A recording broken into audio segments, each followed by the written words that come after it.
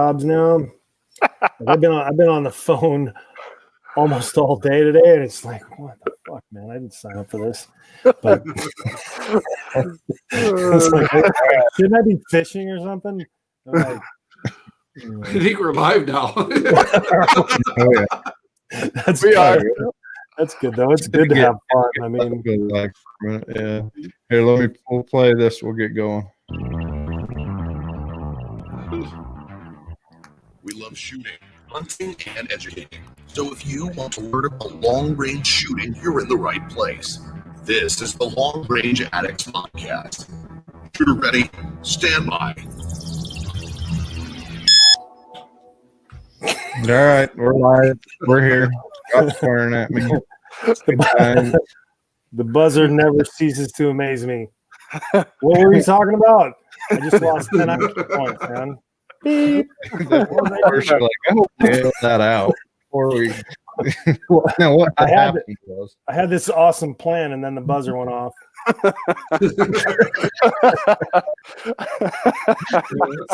Sounds like me at every match. I had this awesome plan. I was gonna clean that stage. Buzzer went off, 0. Oh, got it. Cole, I remember the first Colorado NRL match when your 0 was gone.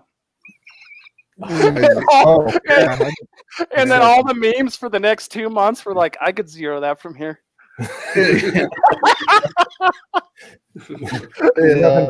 Nothing quite like having a 0 on the clock. My scope completely demolished itself to where like it exploded grease in there. So I had extra mill dots everywhere. I didn't even know what the hell they were. So, and then the 0 was gone. So Jared Flanagan and everybody just laughing at me. They're like, here, just shoot this stage and see where it hits. And I shoot. And I'm like, I'll just make everybody feel better about themselves. Anyway. Yep. And that's how the Horse 4 reticle was created. Yeah. Right. Random wind dots. Oh, dude, it was horrible. Yeah, it was me and John filming. We had that meme that was me and him were behind his putters. Both like, yep, we can do that from here. No problem. I remember that. Yep. Yeah, that freaking sucked. Anyway, we almost all died.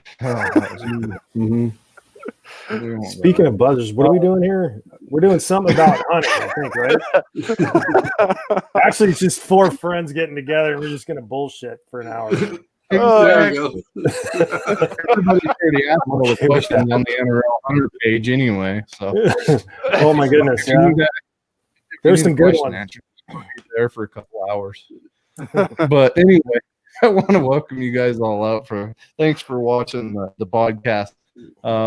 We want to thank you all for tuning in. Thank you all for listening on the backside. First off, I want to thank Benchmark Barrels as always. Benchmark's come on. They were a sponsor from the beginning, and we appreciate them. I know I've had a few messages lately about Benchmark, and they're like, they have carbon fiber barrels. Yeah, they do. So if you have questions, reach out to Benchmark.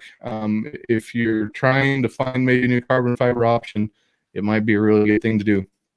We've got some new sponsors coming on in the next couple weeks that I'm excited about. I can't release them yet, but going to be some new things coming around, and hopefully we can talk to some of them as they come on.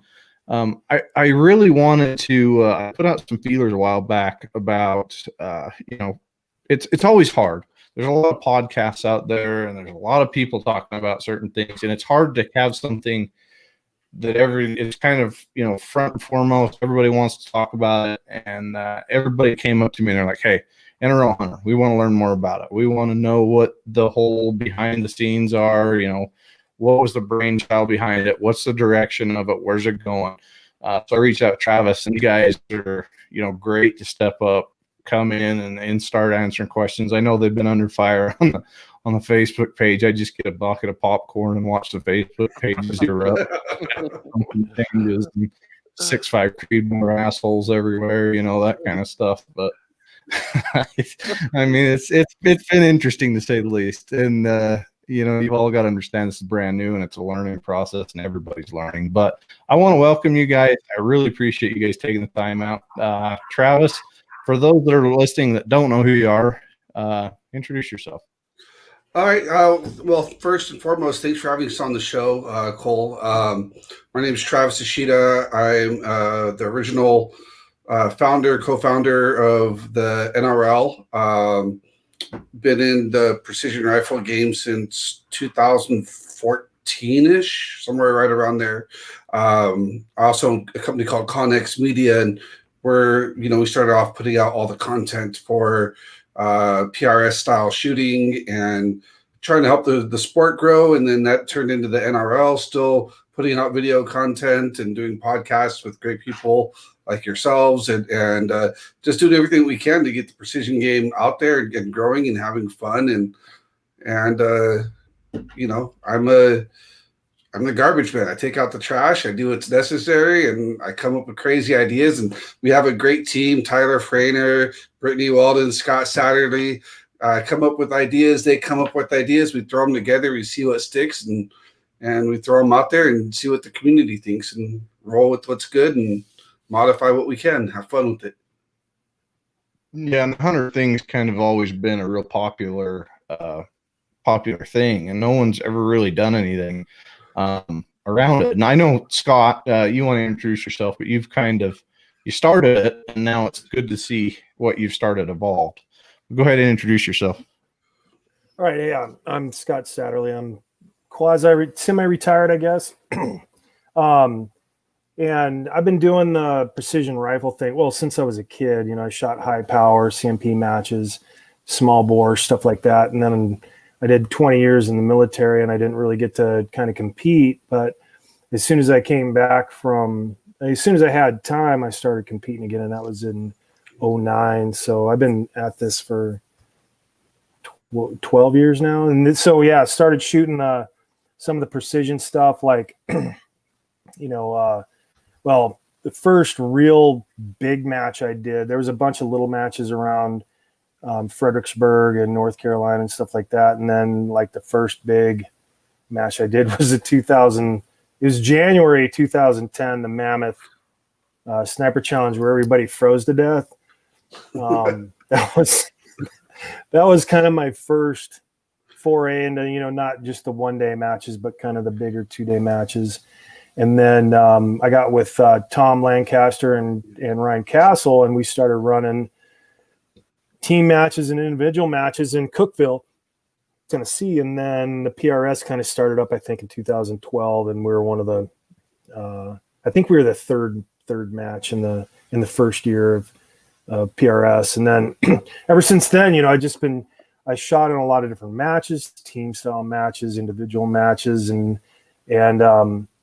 the Hunter series is kind of something, it's really is a combination of about 5 different styles of matches. And it was it kind of came along because I've been, looking at my, the direction of travel, or the evolution of the rifle, I should say, more than anything, not necessarily the shooting so much, but the rifle for center fire, and we'll just call them race guns.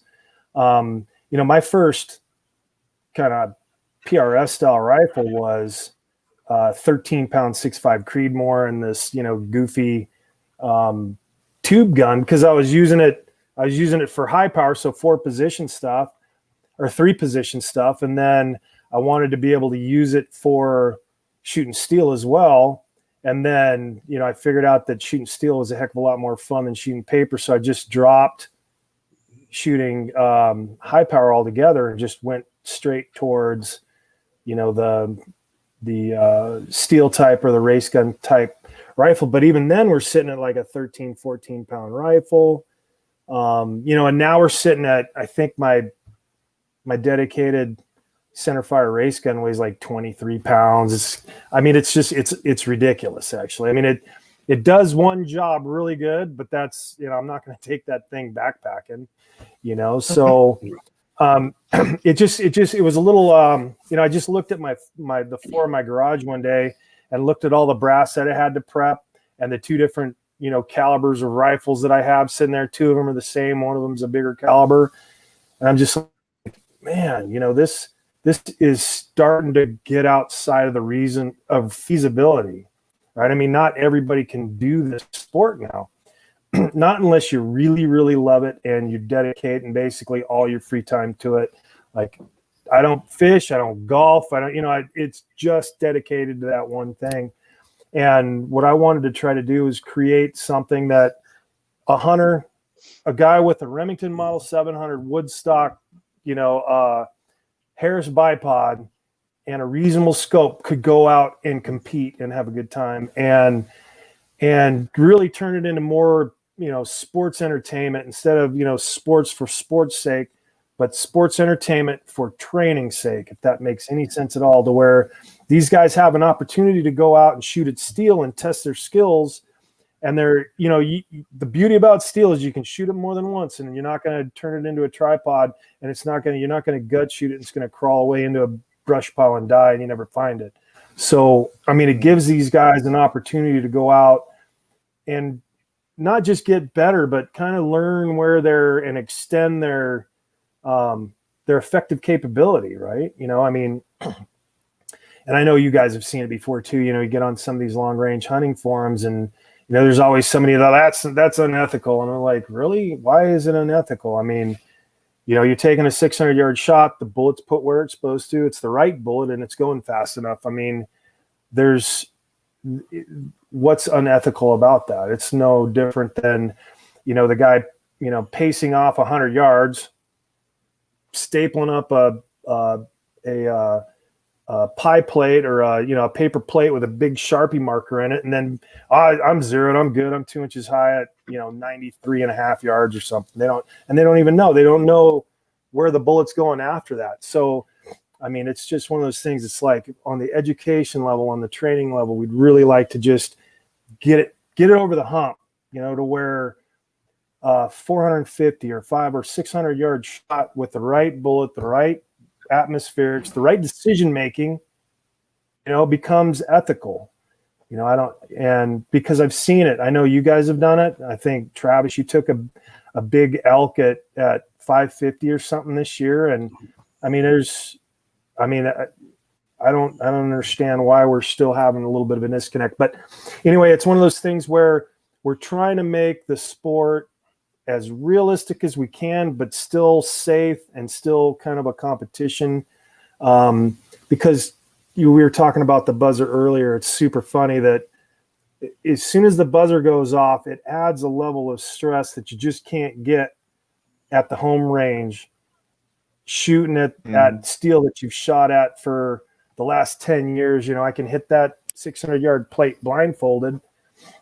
Oh yeah, go somewhere new and then get put on the clock, see what happens, and it's just how you add stress. I mean, there's the only way to add stress is, make it a competition and put something on the clock, or make it a real creature, and that adds a whole nother level of stress, but at least guys will get a little bit inoculated to, the stress of, this shot really counts, Yeah.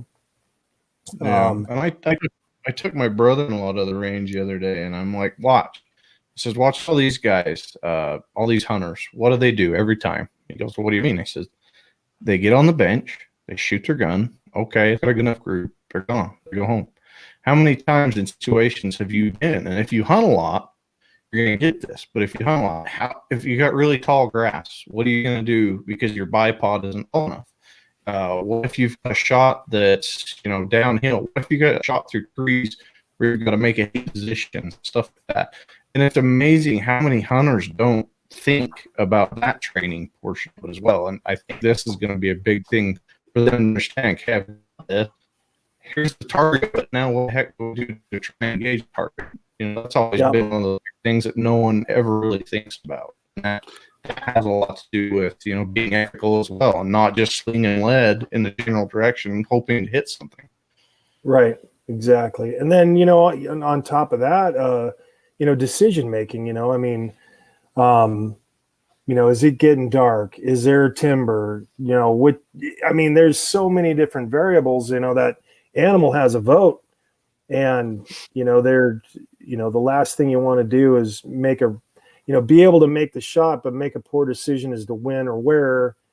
And, the next thing you know, you're spending the next 2 days looking for a wounded animal, so, that's obviously that's going to be up to that individual, but at least, hopefully we can convey the skill sets required, to basically, go out and hunt in any environment and, at least make the shot on vital size. Right. So, and that's really the biggest thing for us. And I think the biggest thing too is keeping the target. You helped me out with that match. You RO'd one of the stages, and just keeping the target size the same the further you go out. That I think that creates a ton of realism with it too. Instead of being, you can make a really hard match just by making 1.5 MOA targets everywhere, but that 1.5 MOA target at 1,000 yards is pretty big target, right? I mean, that turns out to be, what is that, 15 inch square or something? Not a terribly big target, but it's the thing about, hunting is that your vital size or your animal doesn't change size the further out you get, so, teeny. Yeah, And that's the right. big thing. You have a full elk to shoot at, but realistically, you've only got one little area or maybe 2 areas that you really want to even hit the animal. Everybody Right. goes like, well, that's cool because we got a full-size elk out there. But yeah, where are you hitting the elk? If you're hitting it in the freaking ass, it ain't killing it. You're just That's wounding right. And that's, I think, the big difference between that night force match and these hunter matches is the ELR match. Those targets are enormous. I mean, they're like half size animals, 50% elk or something. And what we're going for with these targets is vital signs. So it might be elk shaped, but it's going to be like 14 by 20, which is, kind of the usable space to actually kill an elk with. So, I mean, they're just not going to be really, really big targets. At 400 yards, they'll be big, but, at 800, they get pretty small really fast. So, I got you. So, I guess that's where we can start our questions, because I know a lot of people have asked about target sizes and different things like that. So you guys have put out to your match directors a target size that they have to use, because I know in a lot of the NRL PRS matches, they choose, what they put where they want, whether it be a 10 MOA target, 1.5 MOA target, whatever it be. How have you guys figured out how to make that across the board, for everybody? we left it up to the match director's discretion, but we basically said, if you've got a coyote shaped target, it should probably be, maybe 7 by 9. That's a usable kill zone for a coyote.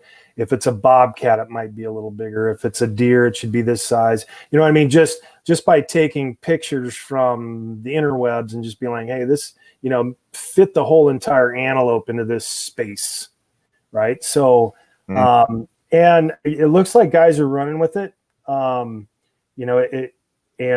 we wanted to keep animal flavors, and it's good to have multiple animals. That way guys don't get confused. So, like out at the match in Cameo, we had all diamonds, which really made setup difficult because they had to try to hide all the other stages from each other. So guys wouldn't get confused and shoot the wrong targets. Now you could have, we have 2 elk on this stage. The next stage, 2 pig. The next stage is 4 antelope. You can vary the shape. That way the shooter's going up there looking for a specific shape,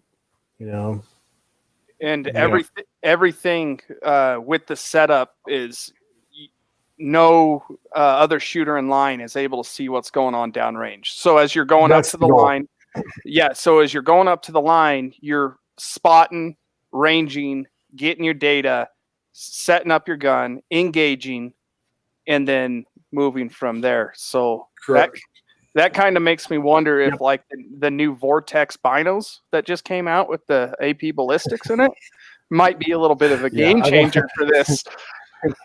I think, and that's kind of honestly, the rifle is probably the least important aspect of this whole entire thing versus you look at NRL centerfire or race gun. I mean, the rifle is pretty important. The weight of it, the balance of it, the optic on it, the caliber even has become, pretty hotly debated on, what's the best caliber for this, versus now that, it's going to be optics intensive. You have to find it. You have to have a good laser, and you have to have a good solver in order to be successful at hunting. So, really, this is going to, and I've got a set on order. I was like, oh man. So yeah, as soon as they release it, I was like, Nick, come on, sell me one, come on. Hopefully I get it before the first match, but that's on my wish list right now. Right? So I want to take a step back real quick, if you guys don't mind. The NRL Hunter series is its own animal. This is completely new. This is, this concept was developed by Scott. He tested it. He proved it with the Hornady Precision Hunter match. It was a huge success. And so what we wanted to do was create a new platform to allow people that don't want to shoot the centerfire, national matches, but want to become better hunters, to go out and learn to become better hunters.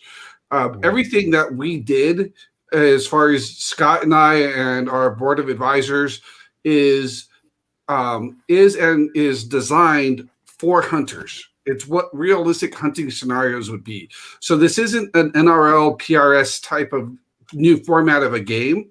It has nothing to do with that type of stuff. It's about people going out with that rifle that they have in the closet and, dusting it off, coming out and learning how to be a better hunter.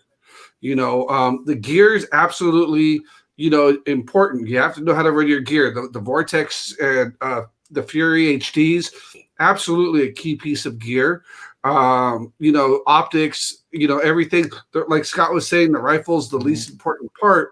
But if you don't know how to use all of your gear together at a match, you shouldn't be using that gear when you're going out to harvest an animal. Completely agree.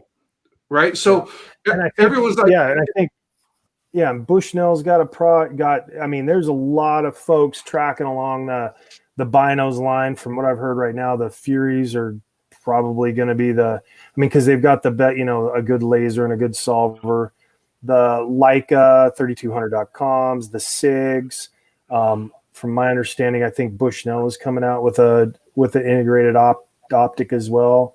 And that, I think, like Travis was saying, starting from finding it down to putting the bullet on it, you have to understand, and you have to have your priorities of work set up right to where, you're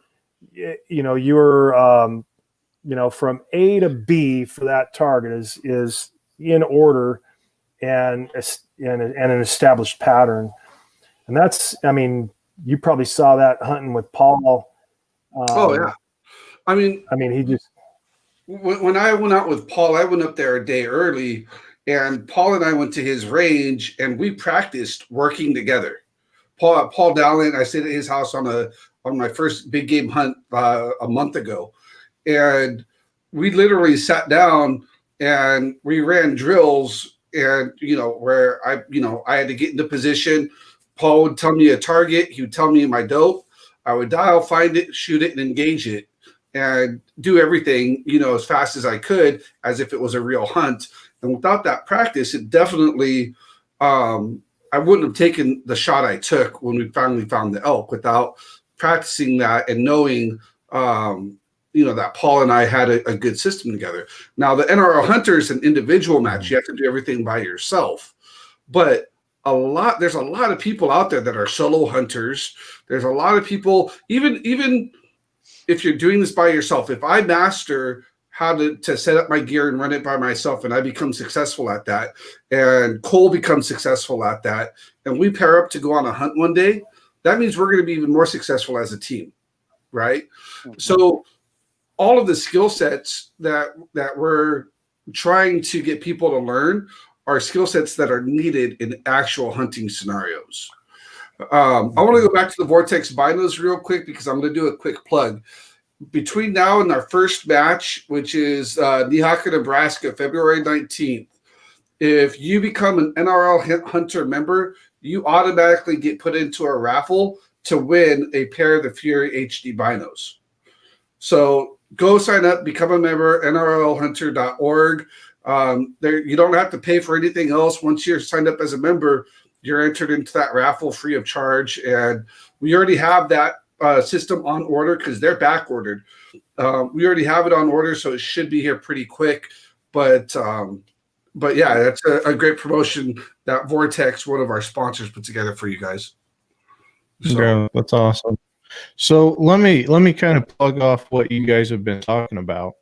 And I know what I would do, but let's hear what you guys would do going into this, because I know a lot of people are going to kind of, especially coming from the outside in, not understanding or really knowing how they're going to, I guess, what's the word I'm trying to say, how to get their data and then go into the thing. Because most of the guys that are shooting a lot of these matches are in between every stage, you know, updating DA, updating all this stuff.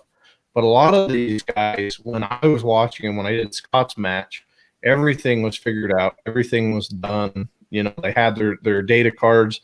A few of them had like 12 pages of freaking data on their dang arms that they were flipping through real quick to try and do it. It was awesome. But honestly, in your guys' opinion, what is going to be the easiest and the best way for everybody to try and engage targets without, you're not going to have time on the clock to go to your Kestrel and update all your data.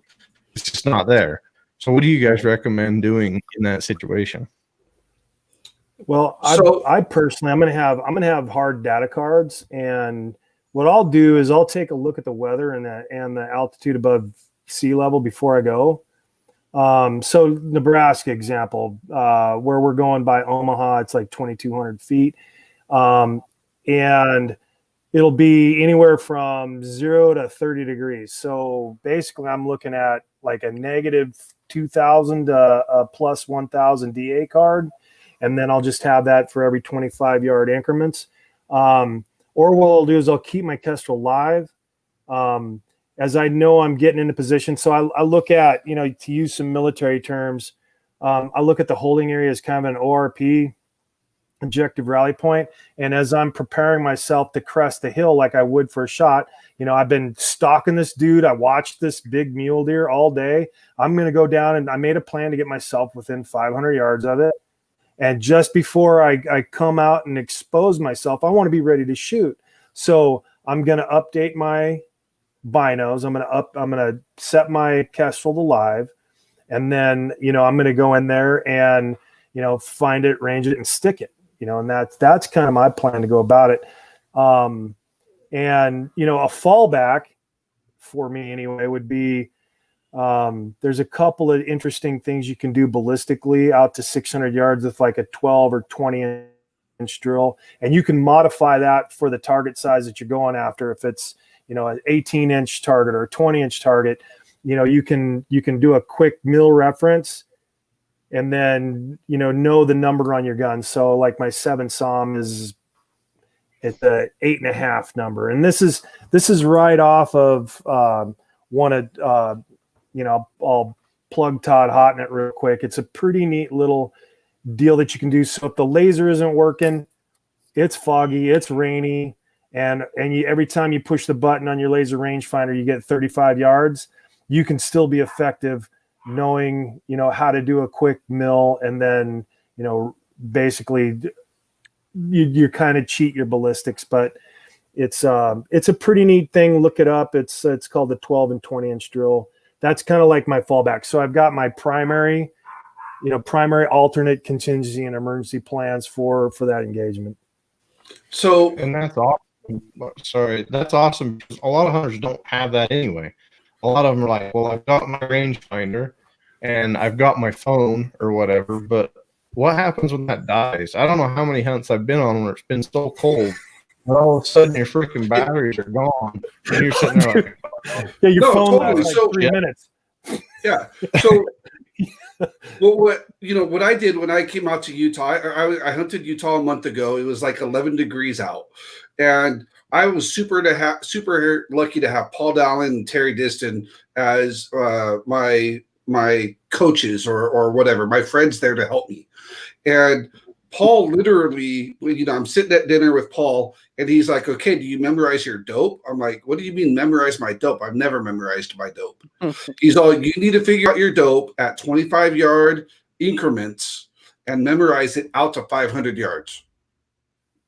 After 500 yards, you could write it all. If you want, you could write it down on a cheat sheet on a wristband or tape it to your rifle or a dope card or whatever. But he's all, after 500 yards, you've already told me that you don't want to shoot, really past that. So if it's after 500 yards, I'll figure out the dope for you. If not, you're just not going to take that shot, and we're going to get closer. So I knew what my comfort level was. My shot on that elk was 544 yards. At 500 yards, you can't tell a 44-yard difference. I can't, anyways. But Paul, Paul was like, "This is your dope." He's all, "You didn't even tell me the yards." He's all, "This is your dope. This is your hold. Do it." And he's all, "As soon as you're comfortable, take your shot."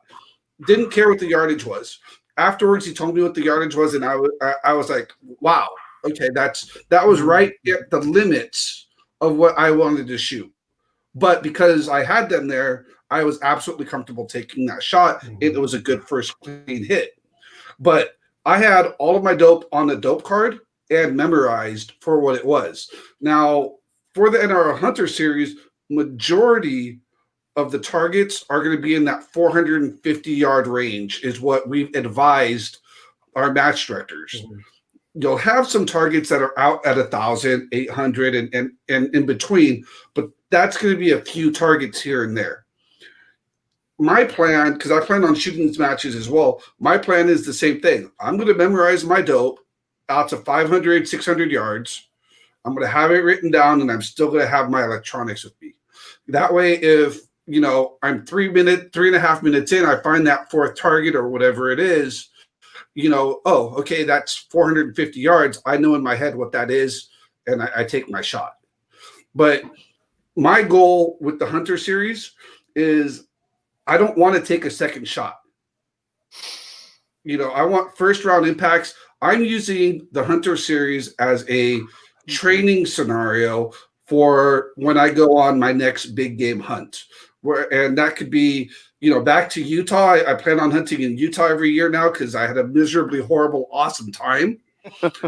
And one day I'm going to go to South Africa with Scott, but yes, my methodology is going to be the same. I'm going to be the best hunter I could be. And if that means I have to memorize numbers again for my rifle, my ammunition, I'm going to memorize those numbers because I don't want to be, taking two shots at an animal that I don't know if it's going to be there. That's the whole reason is be a better ethical hunter, right? So that brings up my next question. What are the round counts?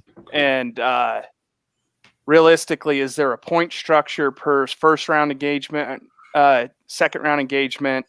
Are you just once you hit both targets or each three targets, are you done? And you're looking at like a time break of when you actually hit those first round count, or how is that all working out? It's set up for target neutralized scoring. So if you hit it on the first shot, you get 2 points. You go to the next target, and we'll call that an engagement instead of a target. So say most of the stages are going to have 4 engagements. So 4 targets or 1 target, 4 positions, or 2 target, 2 positions. And we're really leaving that up to the match directors and the shooters to determine where they shoot from. So example, like Cole had one of those really unique, that was a tough stage because it was a 500-yard, like 30-degree uphill, wasn't it? Cole, you had 17, right? Yeah. So 500 and some yards, 30-degree uphill. And there's this giant rock within the kind of shooting area. It's a 20-foot box. And some people were super smart and went, "Oh, fuck, I'll just shoot this from the prone."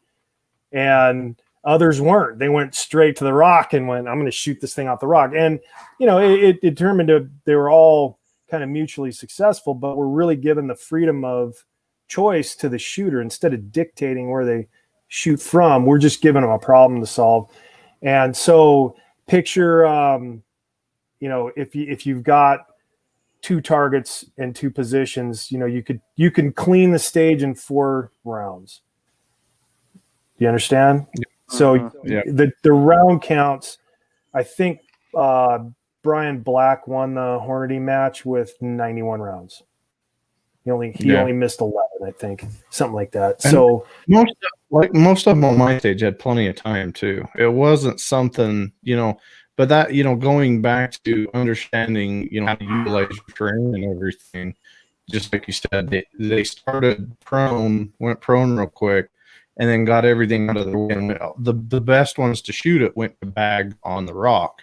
A lot of them tried to put a bipod on the rock and float the back and all sorts of stuff. You could see them, doing their giant figure eights, look like a Red Bull commercial out there, trying to keep the end of your barrel. Right? But been there and done that. Yeah, but I mean, it's amazing because watching everybody go through it. But I wanted to kind of bring this up real quick. I'm not gonna lie, I was a little overwhelmed with like, shit, if I go do this, I've got 20 guns I could go shoot this with. But I'm a little worried if I go show up, I'm not gonna have the mindset and everything else. So if there's any of you listening and you're a little bit worried about it, I'm gonna recommend this. Go be an RO. Every one of these masters needs to be an RO. Was an RO. It went through my head. It clicked. I understood it. It actually helped me understand it better because I was an RO in my opinion. And I went through it. I didn't have any stress on me. I went in, I talked to the competitors, how they were enjoying it. A lot of them freaking hated Scott's freaking diamonds, but you see bullet right diamonds are the worst target, dude. They're terrible. I hate them too. But in all seriousness, if you're worried about it, you want to become involved in NRL Hunter, but it's something that you might not, it might not click, it might not register. I'm going to, go RO. I say that all the time to anybody, no matter where it is, PRS, NRL, go RO a couple matches, and you'll feel so much more comfortable going to that match. But I just wanted to say that real quick. And you'll be able to shoot it as an RO. And that's one of the big changes I think we made with this series was since everything's blind, and by making the RO is going to have to shoot the entire match in one day, which absolutely sucks. I mean, I can't keep my brain together for more than 12 stages in a day anyway, and now they've got the rest of the match to shoot. So and I think we've grown up as a community enough, or we've matured enough to understand that there's always going to be environmental roulette and you can't get away from it. But allowing the ROs to come and shoot the match a few days before, that gives that guy an opportunity to, if he's worried about it, he's worried about his equipment or anything, he can go try it out, low pressure, and then RO, he'll understand the match better. He'll understand, and then he'll know what he's looking at when he's watching some of the shooters go through, and he can see how they go through and tackle each individual situation.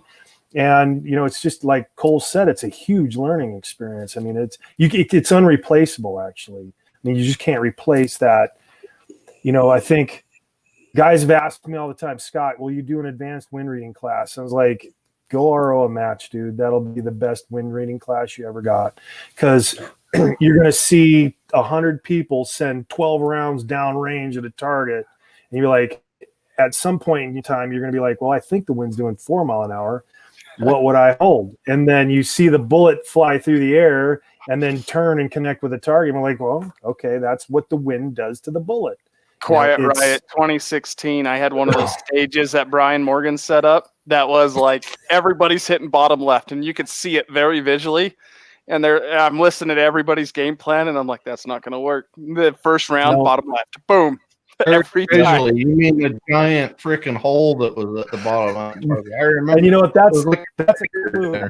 For me, I'm like, let me see. There's 100 guys that went before me, and they're all pretty good. They're probably thinking the same thing I am, and they're all missing low left. maybe I'll favor high rise. I don't know.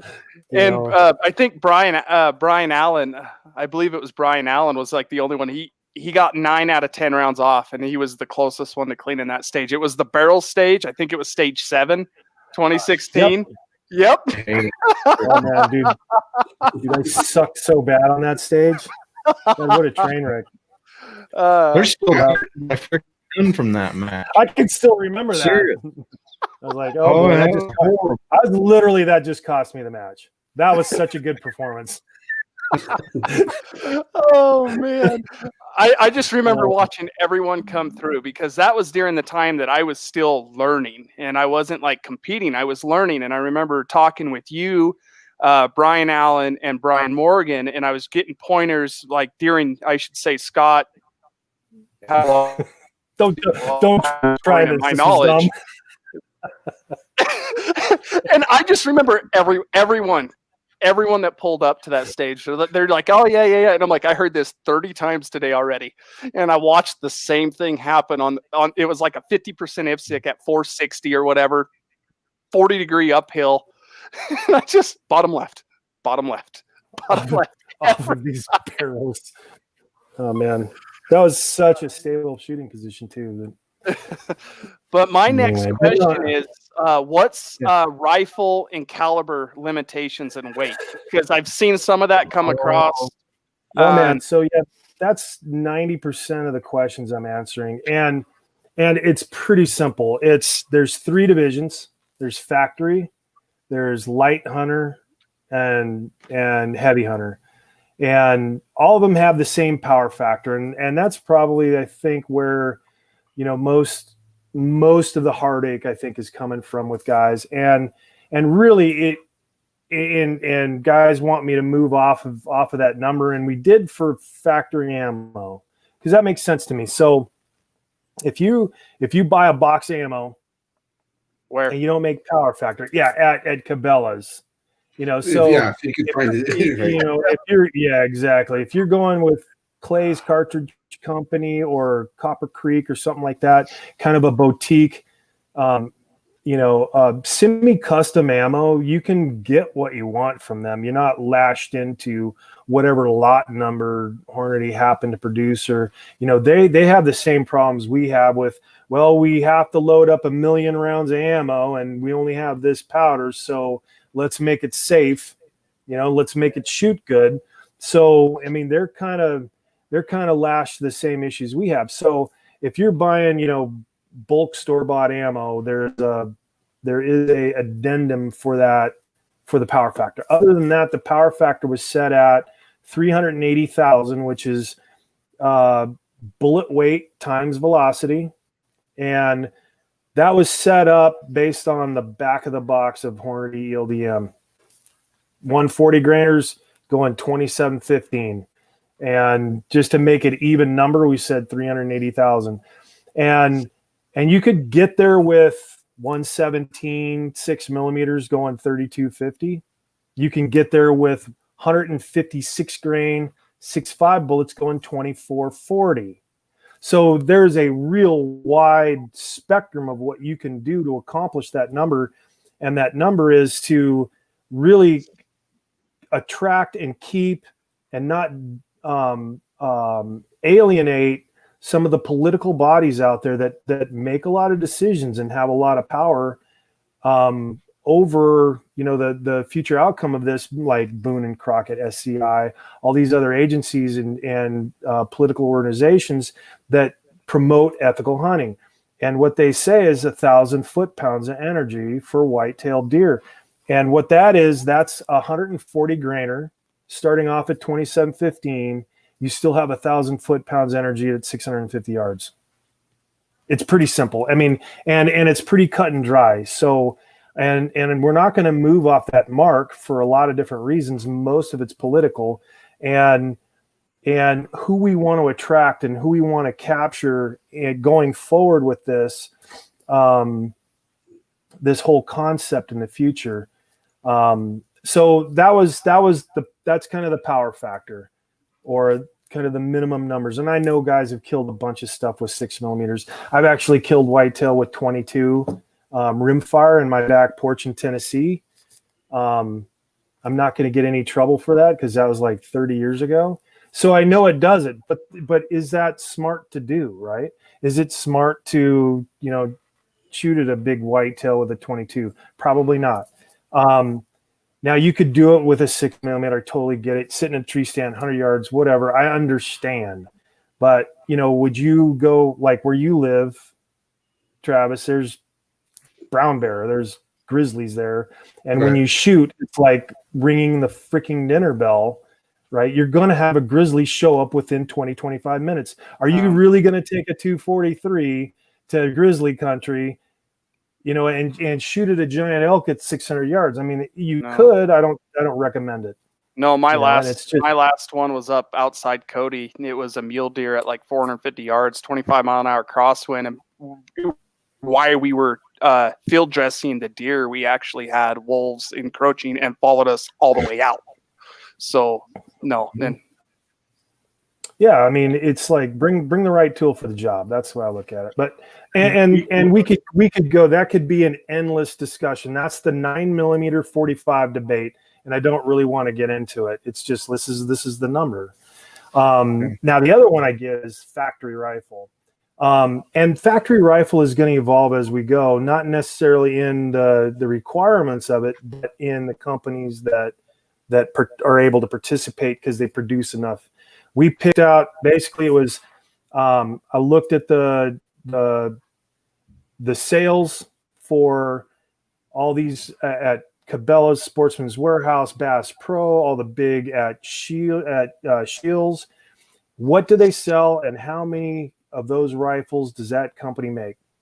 And if they make over 5,000 rifles, then, we're going to go ahead and invite them into the factory rifle division. Now, the other thing is that rifle can't be modified in any way from the original SKU. So if you drill a hole in the side of the stock, you just customize the rifle. I mean, it's that simple.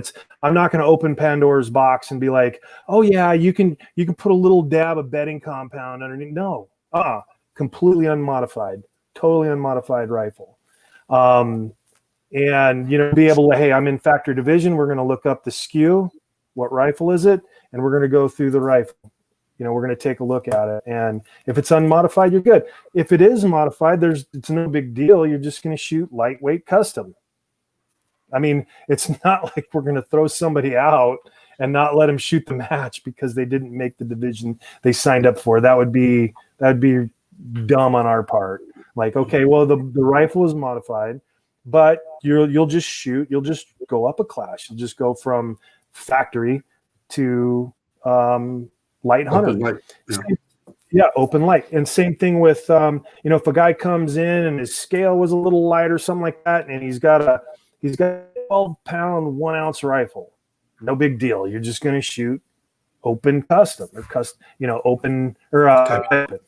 It's no big deal, right? So, and that's we're just trying to get kind of a meaningful cartridge for hunting, and more of a meaningful weight for a rifle, So yeah, we got a 26.65 KRG Bravo I bought from Turner's Gun Store, just like that. It shoots half a minute all day. Awesome. And you didn't modify it. Brian Marks, if you don't modify that rifle, you're good to go. How can you add? Are you able to, under those same rules, are you able to put, if it's like a Bagara, a lot of them come 5/8 by 24, are you able to put like a muzzle device on it, like I got sitting back there, and that's still going to be considered good? If it came threaded, you could take that thread off, put a muzzle brake on, or suppressor. Okay. You can add semi-permanent stuff to it that bolts on, but you can't modify the rifle, right? So you could put a bubble level on it. You can put, if it came with a pick rail, you can put a pick rail on it. If it came with just a sling stud, you're going to have to figure out your bipod solution. So, and that's the thing that I'm getting to is like, well, what's the difference between being able to replace bipods and putting a tripod on? And I was like, bipod's only good for one thing, right? You only put it on your rifle. A tripod you can use to mount your binos, a spotting scope, your laser. Its primary use is not for shooting, but for spotting, right? So that's kind of the big difference on, permanent or semi-permanent additions to the rifle as far as when it comes to the weight of the rifle. I'm like, you're not going to mount your binos to a bipod. Nobody does that. That's dumb. So, but you will mount a bipod to a rifle. So now it becomes part of the rifle. Does that make sense? Mm-hmm. Mm-hmm. Okay. So, and that was kind of the other thing that guys are talking about with, as far as, well, we can do this and we can do that. And I'm like, yeah, of course you can. But if you're going to switch bipods out, weigh it with the heaviest bipod, because you take it like this. If you could be, your rifle can be weighed at any time during the course of fire. So if you come off of a stage, you take your magazine out and your rifle's over 12 pounds that you weighed in with because you had a different bipod on it, now you just got bumped up to the heavier class. Does that make sense? Yep. Okay. And we need to be strict on this. We need to be strict on this. I mean, I don't want to, that when you have a rule and if it's not checked prior, it's going to get checked on social media 4 days after the match. And that's not where we want to be with it, right? Yeah. The simple fact of the matter is this competition, this sport, this game was designed to make individuals better hunters. So if you're thinking about, how do I game this? How do I get the best advantage here? How do I do this or that? You're simply discrediting yourself. You're not doing justice for yourself, because the whole point is you're going to take your hunting rifle that you're going to go to whatever state and hunt with, and that's what you're supposed to be coming out with. And wherever that falls into place, whether it's factory open light or open heavy, that's just where you happen to be, and there's nothing wrong with that. It's, we're not asking people to go out there and buy and build custom guns for this. If they want to, great. If they don't want to, run what you have in your safe already and play within the rules. In the hunting world, there's a lot of rules that don't make sense, and a lot of rules that are one way in California. They're completely different way in Washington, Wyoming, and in Utah. In California, I can't shoot suppressed.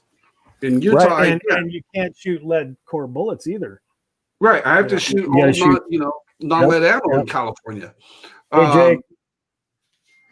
So it's, the rules are put into place by organizations that are above and beyond us. We're trying to be an organization that puts in rules that will accommodate a majority of the people and not worry about those 20% that want to come and just game the hell out of the game. It's, do the best that you can with what you got and become a better marksman. That's what it's about. If you have to build a custom rifle to be a better marksman, then you're better off going and getting some training by Scott or Jake or Philip and Kalen. Go pay for training if you want to become a better shooter. Don't worry about buying the fancy new shiny shit that just came out on the market. Although, by all means, go buy new fancy stuff, though. Yes, I mean, buy every point you can afford and practice for the rest. As long as that rifle is still going to be the rifle you use when you go hunting. I hunt with. That's right. That's Jake Vibert just got on, and that's what we were talking about as well. Is that Jake? We were talking about it, and he's like, "Man, I need to build myself a hunting rifle anyway." So the next thing you know, he's like, "Yeah, I'm gonna try to make myself a 12-pound gun," and I'm in the same boat where I have I've got a 7 Somme. That's kind of my dedicated hunting rifle. But I also want to make a lighter one. I want to make a lighter rifle. So, so now I'm in the process of piecing together, a 12-pound custom. And, well, to answer Brian Marks, hey, Brian, so as long as that Howa is under 12 pounds, that's the other thing about factory, is that if you're going to run a factory rifle, it has to still make that 12-pound category. So, complete. So scope, bipod, and you can do this match without a bipod. You could absolutely, you could do it. Yeah. If you don't hunt the bipod, well, don't bring one. And use your bag as a rest for everything. That's fine. And then that way you can have maybe a little heavier rifle, a little, without the bipod. I think a bipod weighs 1.5 pounds or something like that. And, you can sneak yourself down into that lower category, that lighter weight category. Out west, I don't really recommend not hunting with a bipod, but I mean, it's a struggle. I know the guys at the Best of the West used to do it for a long time, but I mean, you can't see where the freaking bullet's going, and just rifles all over the place. But I got off on a tangent there. Sorry about that. No, I mean, all of your gear, all of the gear that you bring on a hunt is what you should be bringing to this match. So take everything into consideration, and don't think of this as just a rifle match. This is a test run of your dream hunt. So, when I go to this match, I got a Pewee backpack for my birthday. That's the pack I'm going to bring because that's the pack I use hunting. I'm going to be wearing my hunting gear. If you guys show up in a jersey, with all your sponsors on it, no, get the hell out of here. This isn't. If you go hunting in that jersey and you're going to show me pictures of you hunting in that jersey, great. God bless you. Congratulations. Yeah. This ain't. I asked NBC if they'd get me a camouflage jersey. And we might see that trend. And you know what? All right. I'm okay with it. I got a long sleeve T-shirt from Timney, all real tree camo, whatever, and it has Timney's name on it. I'll rock that. Bushnell's one of our sponsors. I'll wear a T-shirt, or whatever, but I'm not going to go get a jersey with all of the different people that sponsor the organization and run that at this match. Save that for the race gun series. Save that for the 2-day national race gun stuff. This is, that's a good point, Travis. And that's one of the biggest reasons why I'm really excited about Jake's comment. Yeah, if you're wearing an American flag thong, do it. Yes, wear it. I want pictures. You and Dorgan Trot will need to shoot together, though, Jake. Dorgan thought the same thing at your match. I drove by and I stopped and I backed up. And what the hell is he wearing?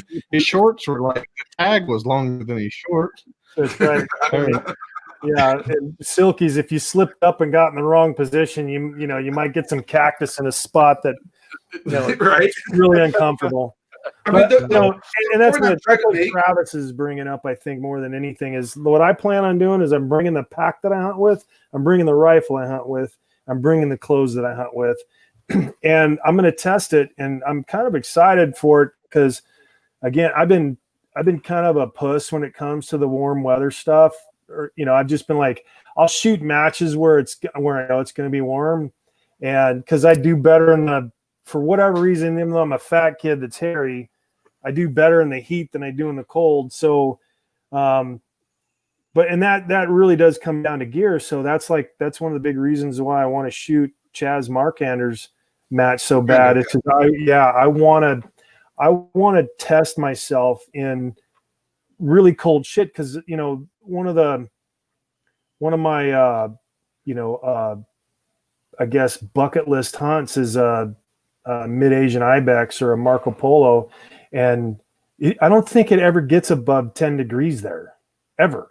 I'm like, in the summertime it might be 10 degrees because I mean it's legit freaking it's up in the Himalayas. I mean, it just doesn't get warm there. So and so anyway. That's when we're talking about gear, I believe every single one of our matches also have camping accommodations. So when you look at the match, if you're going on a hunt or you're doing backcountry hunting and you have to camp it and rough it, feel free to bring your camping gear to these matches and camp out. There's going to be there's a big group of people camping. If you just bought yourself the solo stoves or whatever, the little jeb oil. Jetboil stoves, bring that, test it out. Make sure you know how to use it. This is your opportunity to learn your gear, not when you're 8 miles in the backcountry starving. You don't want to figure out how to work that Jetboil. By that time, it's too late, right? So think of these matches as an opportunity to make it as real of a hunt as you want. And if you want to go to the hotel or do an Airbnb, that's great. You can do that too. But, I know that a couple of matches Scott and I talked about, hey, let's camp, let's test out this gear, and let's test out this sleeping, system, because we don't know, you might go on a hunt, get stuck somewhere, even though you have a hotel reservation, that weather might come in and you might have to stay there. And if you're not prepared for that, that could be a very rough, very bad night. But if you practice, if you get practice and you know that your gear works for you and the whole 9 yards, then you're going to be good to go. So these matches aren't just about shooting. It's an entire, system or adventure to check yourself, what your capabilities. Yeah. It's what your capabilities are, what your gear capabilities are. It's knowing how to be out in the wild and be successful. Yeah. And I've got a couple of things on my uniform before I retired that says I can suck shit through a straw for a month or 2 months at a time. But now it's kind of like, I want to be comfortable, right? So, I mean, I know how to go out and be in the elements and be uncomfortable. I got that down pat. Now let's start buying the right stuff, the right weight, the right Material. insulation layers, etc. Yeah, exactly. To be able to go out there and just suffer and have your performance degrade over time on a hunt, but to be able to go out there and actually still be comfortable, to where, because there's stuff out there that you can do that now and it doesn't weigh a whole bunch. And I mean, and that's the key, I think, for me is acquiring the right stuff to be, not just be able to go out there and survive, but to go out and be comfortable. Right. Corey Bibby just asked if their matches are going to be in the winter. Corey, our season starts in February and it goes till August, and we're stopping it in August because we want people who compete in the Hunter Series to actually take what they learned from competing and go out and hunt. So if you're looking to test your stuff in colder weather and colder climates, get the Chaz McCrander's match in Nebraska in February, because that's going to be, that's going to be cold. It could be rain. There's probably going to be snow. It's going to be a good place to truly test your gear. If you're, you buy gear and it works in 75-degree weather all the time, yeah, we all know it should work there. But does your gear really work in those harsh environments? And that's why we have some of our matches that are going to be cooler. New Mexico in March is going to be cooler. You're not going to see snow. Very unlikely you'll see snow, but you could see some rain. You'll definitely be cooler temperatures at night. California in March is going to be absolutely beautiful. Jake Vibert picked a great time. That's your vacation time. That's up in wine country. And, I think Scott and I might take Brittany wine tasting or something after that. Yeah, Diana's going to be there too. Yeah, so the girl to go wine tasting while you and I go and race to suck. That's right. That's right. No, I think Jake. I talked to Jake earlier. He's got a really good grip on what a course of fire should look like, and he's one of the best match directors in the world. So, it's like it's expected. I think that's going to be, and I think it is. It's in a vineyard. It is. Yeah, it is. That's going to suck. Yeah. But and this is the other thing. Everybody that's going out there and looking at the competition aspect of this, the championship, the Grand Slam is in August in Colorado. Okay. Grand Junction. Yeah. Sorry. Grand Junction in Colorado. I think it was 104 all weekend, wasn't it? Cold. It was hot as hell. It was hot. Yeah. Colorado in August is hot, and there's a lot of walking and a lot of elevations. So, the the hardest part for me when I went on my hunt with Paul and Terry in Utah, one of the hardest parts for me was I live at 600 foot elevation. I was hunting in 7,000 to 9,000 foot elevation, and I couldn't breathe to catch up with them in the snow. My legs didn't give out on me. My lungs gave out on me, you know? So it's you have to learn. And if you plan on hunting in Utah or somewhere that out of state, go to a match in the closest state to where you're going to hunt to get acclimated and find out what's going to work. Because the hunting gear I have that works in California, if I had that in Utah and only that in Utah, I'd be a popsicle. I don't even know if I'd be here right now. I definitely wouldn't have any elk in the fridge. I would have gave up on one. I would have been at Cole's house drinking with him and his wife. You'd be a frozen ninja. I would. I'd be like that samurai. I'd be like. And Colin Fossen's match could be really interesting too in Laramie in April. You don't know what you're going to get. It could be beautiful. It could be 70. I think or snowing. Well, oh yeah. So the last year that it was the match was at Q Creek. I was out. Yeah, I was out there messing around with targets, and it was like I went out. It was like 55 degrees, and I'm hiking these targets up this mountain, and I'm all sweaty. I'm like, wow, it just got cold all of a sudden. And I look up, and it's freaking snowing. And now I gotta, and now I'm all sweaty. I didn't bring the right clothes, So I mean, Wyoming's one of those places, man. You just don't know what you're gonna get. Yeah, it's we try to put a little bit of something for everybody. One of the matches that I am really excited to go to, I'm excited to go to all of them. And picking a match is like saying who your favorite child is. I'm excited about all of them, but one that I'm really excited about going to because I've never been there before, and Scott speaks very highly of it, is Rudy's place in New Hampshire. Yep. I've heard that place, and I've seen pictures of Rudy's place in New Hampshire, and that looks just absolutely gorgeous. Yeah, the toughest part about that is going to get a good laze and finding stuff because it's thick. That's all forest, right? Yeah, it's going to be the coolest part of that match. Is I know Rudy's brain works, and it's going to be cool. I'm excited for it. It'd be a cool venue. Vibert does that match over south of Colorado Springs. Telluride. Oh yeah, yes. Telluride. That would be a fun one. That would be epic. Yeah, Derek Hovey is I think he's wanting to get involved with this. So maybe we might be able to convince him into letting us invade his space again. Who knows? To touch on what you're talking about, the NRL Hunter series, people are like, well, we've got 10 matches in our inaugural year, which is phenomenal. We could have had actually quite a few more. Scott and I talked about this for a long time, and we debated about this.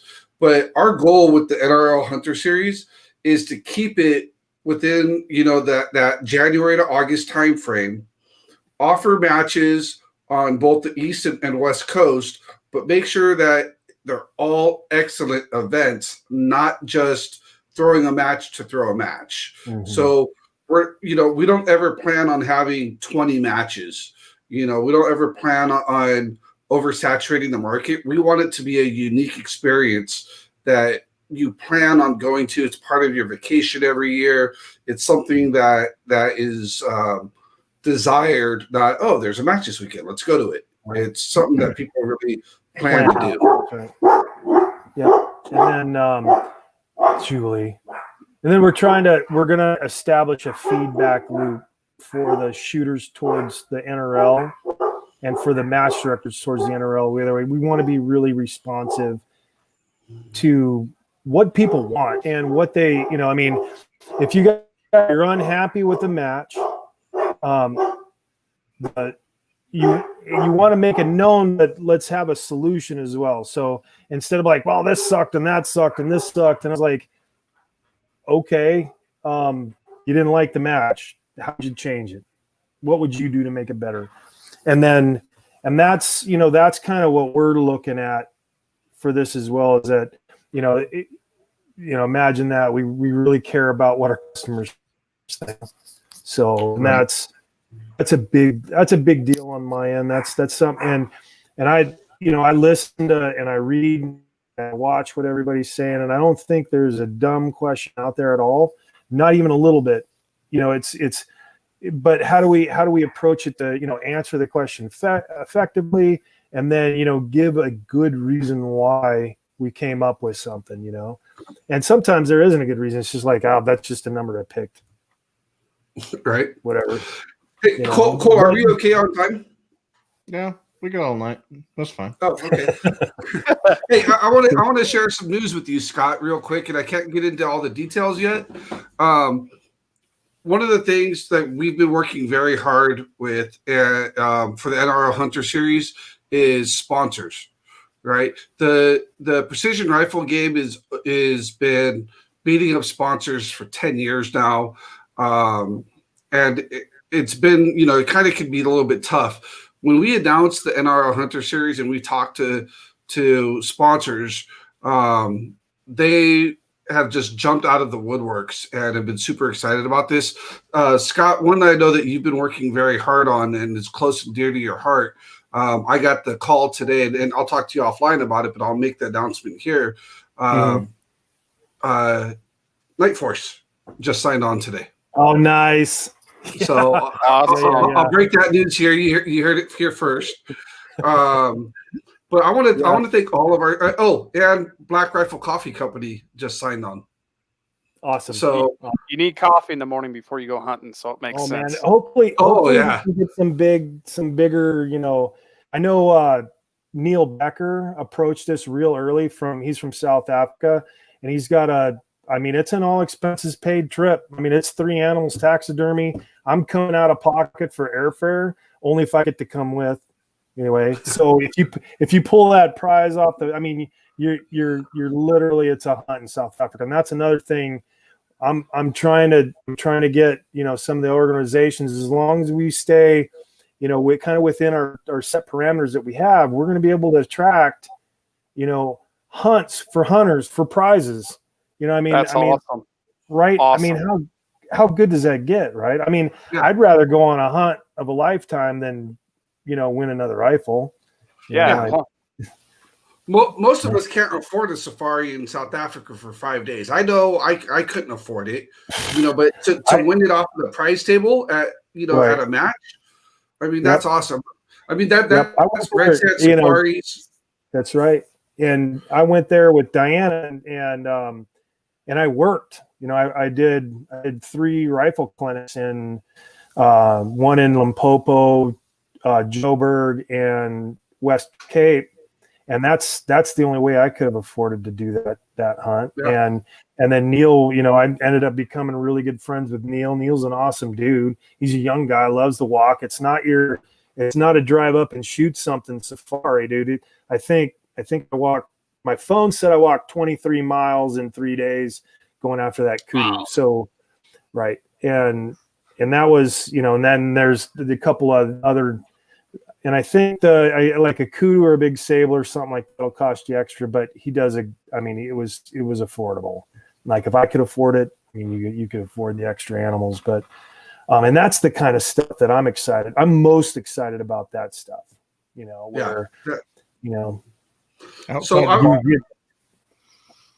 I wanted to give a quick shout out to all of our sponsors. The NRL Hunter 2021, our inaugural season. As soon as we made the announcement, Bushnell jumped on board as our title sponsor. So thank you very much, Bushnell.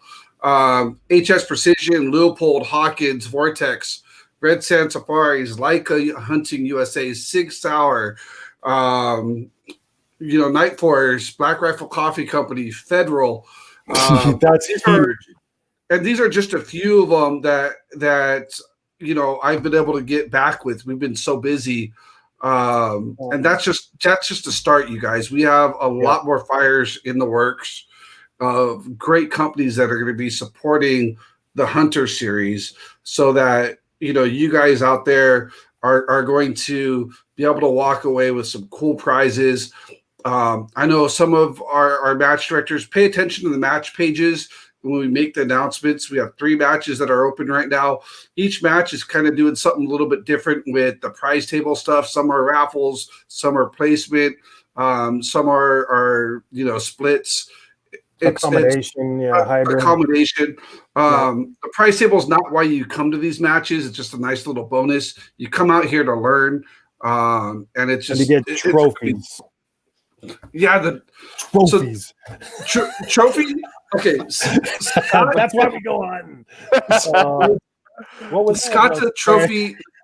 Scott, you're a trophy snob. Scott, I've been blessed to stay at Scott's house on multiple occasions, and he's got trophies like the bigger than the sizes of moose heads that are just absolutely outlandish and beautiful pieces of artwork. And so one of Scott's things when he started all of this, he said that he wanted to have real awesome, outlandish, beautiful pieces of art as trophies. So I don't know. I think each trophy is like a couple $100, when most of the time they're like, $50, $60. We're spending a couple $100 on each trophy. So you're going to go home with something cool, no matter where you end up. Are they going to be on the scale of like Monster Lake Mayhem trophies, Scott? No, exactly. No, okay. I use the same guy. Yeah. No, yeah. Yeah. Cameron Marcoux at Montana Metal. Yep. Oh yeah. Those are still some of the coolest trophies. So, yeah. They're ridiculous. Yeah, they're so gorgeous. Three-dimensional. If you're flying to these matches and you win, you're going to have to figure out how to ship this home. Brown Santa. That's right. It's legit. They're legit trophies. We're also trying to work on swag aspects of this. So really, really working hard with some of the other companies out there to try to get like a base layer. Cole, like the hoodies that we had for the Horny match, something that you can use for hunting. Still working on maybe trying to get a wind shirt, something like that. Something that's totally usable. I end up usually just sacking up the t-shirts at the end of the match season and going to Goodwill with them. But with these, what I wanted to try to do with those is make it so that it's something that people would wear fishing, hunting, whatever. It's nice long sleeve, lightweight hoodie. Keep the sun off you or keep you warm. That was just trying to make it functional. Yeah, the purpose of everything that Hunter Series is doing is functionality and education. So if you get a t-shirt from a match or whatever, it's going to be something that you would be comfortable wearing when you go hunting, or fishing, or being in the outdoors. It's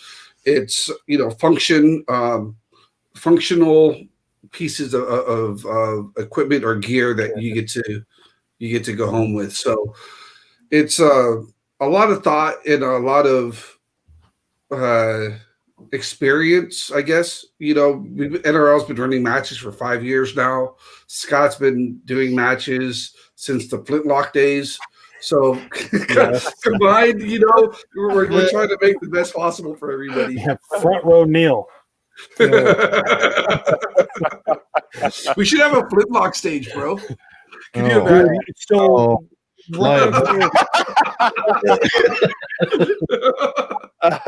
Run Cole Health right next to him. We had a suppressed. It was a suppressed 45-70 with a red dot on it, and we had a unicorn at like 83 yards, and it was a side stage. So fastest three shots, right? They got three hits. They got 3 shots, 3 hits. I think we had one guy do it in like 9 seconds. Offhand, just boom, boom, boom, lever action, red dot, just smashing it 45-70. So that's the kind of stuff we're trying to bring. Like the side matches are going to be fun. And actually I kept driving down to see Cole and be like, I'm going to go shoot that 45-70 again. I did that remember that, Travis? I did that at my first match. They shot off the stagecoach. Off the stage. Yeah. So that I wanted everybody to realize that was the original long range rifle. The 45 you're shooting Tatanka on the plains. That was everybody was like, I remember Bibbert after. He's like, "Frickin' thing made me flinch." Because everyone's shooting these rifles with no recoil, and all of a sudden you shoot a 45-70. You know, Yeah. it was awesome. You know, a lot of people like that stage. Some people complained about it, but you know what? You got to break things up. You got to have fun with it. There's guys that hunt with the 45-70 or keep them as brush guns up in Alaska. I own a 45-70. You know, for when I go deer hunting with friends and I got a bear tag. If I don't have a deer tag, I'm carrying a 45-70 just because, you know, why not? Right? It's the right weapon for you. Yeah, you know. But it's a lot of fun. I know a lot of our match directors, you know, on Friday are working to put make Friday like a little mini trade show. So, you know, you can put we're gonna have sponsors and vendors there. Yes, Jake, it did have a metal butt plate. Jake is still heard about that. Yeah, He's like, oh no, he's left-handed, so he's like, oh god, I was squatted with Jake at that match, and he gets off and he kind of does this, but like he cleaned the stage, and then I go up and it's like.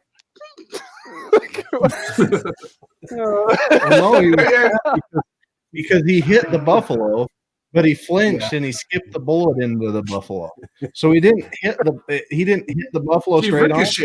Ricocheted it into the target. He goes, a hit's a hit. It's true. Would you want to get hit by a bounced bullet? Not me. Yes.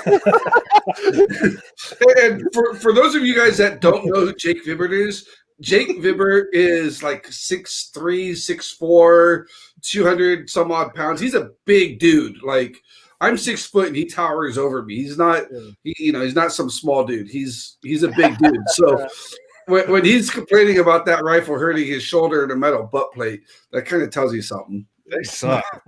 It's nasty. All right. Well, I appreciate you guys. You guys have taken a lot of time on this Thursday night. I just kind of want to go over a couple points before we go. Don't be scared. They've created a lot of different things for people to come in. Production rifles, grab your rifle, go have fun, talk to your buddies into going with you. It's so much more fun. Even when you're hunting, a lot of the hunting aspects of even going hunting is going with your friends, right? Go talk to a few of your buddies. Say, hey, let's go try this. Let's squad up. Let's go try a match. There's a few matches to choose from. Go over to the NRLHunter.org website. Everything's on there. I know a couple of them already opened up. They're starting to sell. Don't be scared.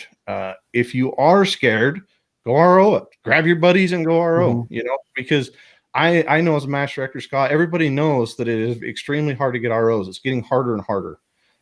So if it's something that you can do, great. I know it's much appreciated by them. I'm excited because the whole sport is going in a direction that I think it needs to go. There's a lot of people out there shooting really long with stuff they shouldn't be shooting really long. We've had a lot of those discussions in the past.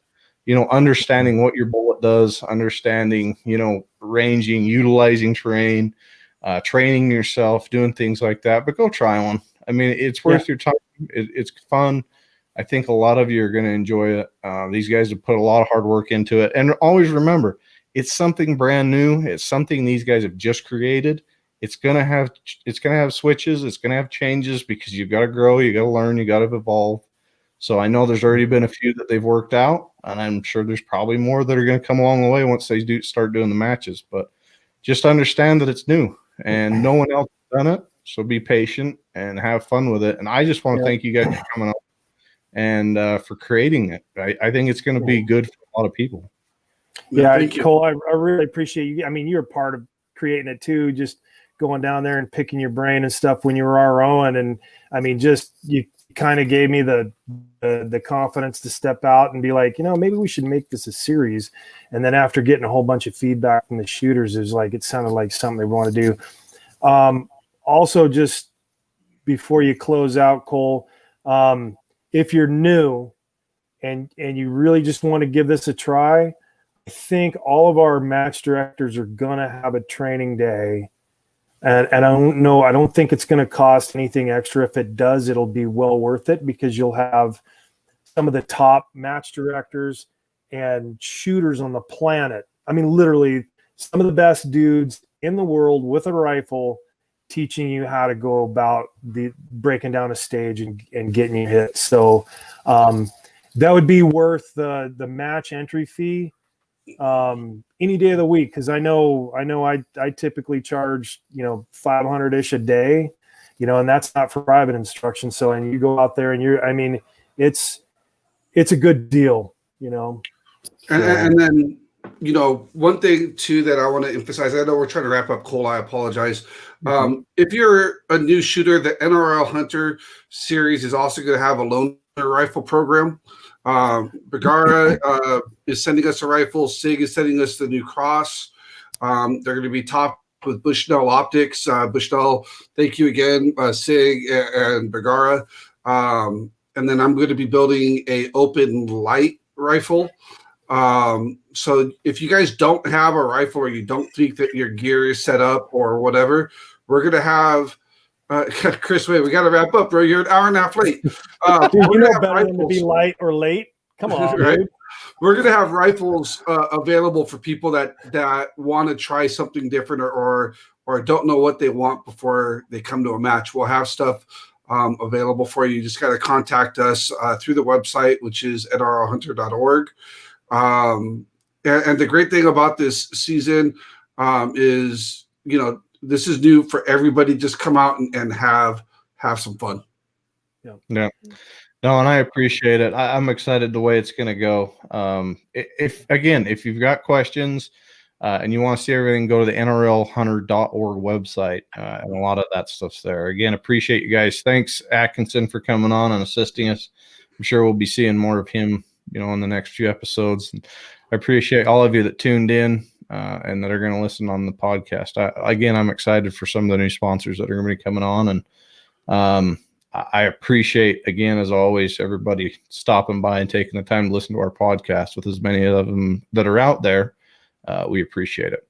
Anyway, I hope y'all have a good evening, and sayonara.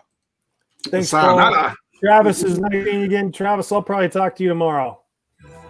Which Travis?